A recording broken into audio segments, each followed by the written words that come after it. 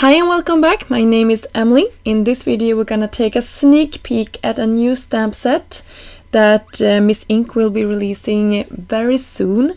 This stamp set is called Ranunculus and it's this beautiful flower image with some butterflies, and I love the font on the sentiments. They are right up my alley. I love it. I will spend some time here Copic coloring this image for you so you can see where I put my darker and lighter colors. I started out really light, and when I had colored my leaves and everything I thought it looked too pale, so I went back in with a darker shade of red, corally red pink color, and just creating a little bit more contrast. So this is R34. I thought that was gonna be my darkest marker, but I will go in with R14 here in a second as well. For my lightest I used R00, and I also had R11 as a mid shade. For my stem and leaves I used really pretty color combination, BG45 and BG, I believe it was 000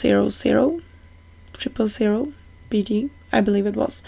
And I might even go in, I believe I did go in with the darker shade on my leaves as well. You can see it's really pale, it's beautiful but it's pale. I believe I went in with BG49 as well, just to darken that up. And you can see in comparison between the flowers how much that helped. Just go in with some more darker colors. And I don't have a ton of Copic markers. They are quite expensive here in Sweden, more expensive than they are in the US. So I don't have all the markers, so I just use the tip-to-tip method when I'm missing a color between, and it usually works out fine. You can see here I went in with a darker BG marker as well. Really like it. I off camera colored in the butterflies in in yellow and greens, and I also fussy cut out all of my images there. I will put them up in a corner and then we can create our background. So this is a Nina 80-pound cardstock. I cut it to be 4¼ by 6, I think, or 6½ even, just so I had some space. Since this image are a little bit larger, I was thinking maybe having it on a slimline. It ended up being on a really funny card size. I believe it was 4¼ by like 6. So I just made up my card base as I went just to fit this project. You can see I'm using a blending body from Trinity as well as some colors from Concord and Ninth. I really like this peachy orangey color combination. It was nectar, grapefruit and sorbet, I guess. And the stencil I'm using is an older one from Miss Ink. It's called Lumberjack Plaid. It's one of my favorites. It's just this gorgeous plaid, and it's perfect for any background that you could ever imagine be needing, and I think this turned out nice.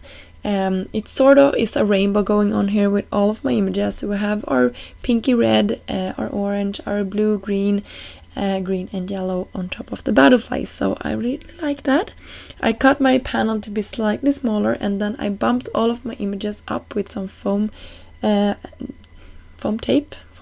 adhesive, and I just scattered my butterflies. And then for my sentiment I decided to go with Thinking of You, and I also put some more dimension on that as well.